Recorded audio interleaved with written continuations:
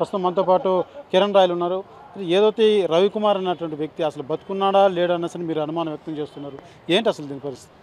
అన్న, తిరుమల తిరుపతి దేవస్థానంలో ఒక తప్పు జరిగితే, ఒక దొంగతనము, టికెట్లు అమ్ముకున్న, లడ్లు అమ్ముకున్న, వడలు అమ్ముకున్న వాడిని పట్టుకుంటే పెద్ద పేపర్లు ఆర్టికల్ వేస్తారు. పట్టుకొని వాడిని స్టేషన్లో ఎస్ఐలు పోలీసులు కూర్చోబెట్టి పెద్ద నేరస్తుని పట్టుకున్నా అని చెప్పి బిల్డప్లు ఇస్తారు.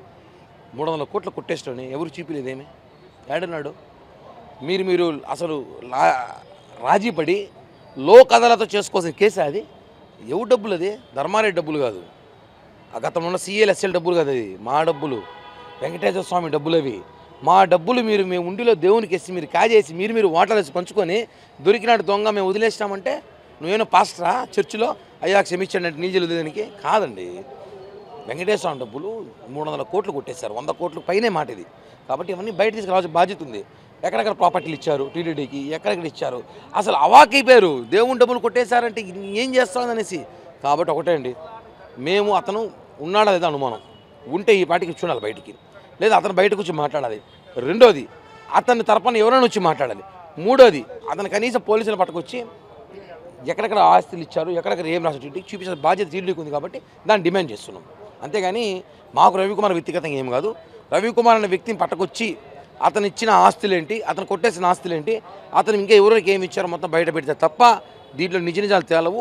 కానీ ప్రతి రూపాయి కూడా వెంకటేశ్వరం వసూలు చేసి టీటీడీకి వేసే బాధ్యత అయితే ఈ ప్రభుత్వం మీద ఉందన్న.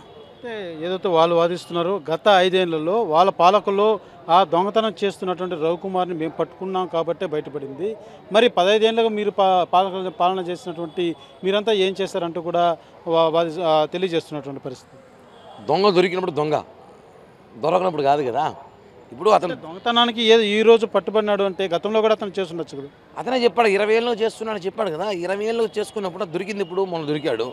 దొరికినప్పుడు నువ్వు ఇంత నిశ్చితగా మాట్లాడేటప్పుడు దొరికిన దొంగ వదిలేస్తారా? క్షమాభిక్ష పెట్టాలంట. క్షమాభిక్ష పెడితే ఇప్పుడు తిరుమలలో కోర్టులు ఎందుకు, పోలీస్ స్టేషన్ ఎందుకు, విజిలెన్స్ ఎందుకు? దొరికిన దొంగను పట్టిస్తే అతను ఎన్ని సంవత్సరాలు ఏం చేసినాడు, ఏం చేయడం బయట నిజాలు బయటకు వెళ్తే అది వాస్తవాలు. అప్పుడు ఒప్పుకుంటాం నిజంగా కరుణాకర్ రెడ్డికి దొంగ దొరికినాడు, ఆ దొరికిన దొంగ దగ్గర నుంచి వసూలు చేసినాడు, వాడి దగ్గర నుంచి నిజ నిజాలు రాబెట్టాడు అనేసి. దొరికిన దొంగ మాయం చేశారు మీరు. అప్పుడు ఏముంది? ఎవరు దొంగ? వాడికన్నా పెద్ద దొంగలు మీరే.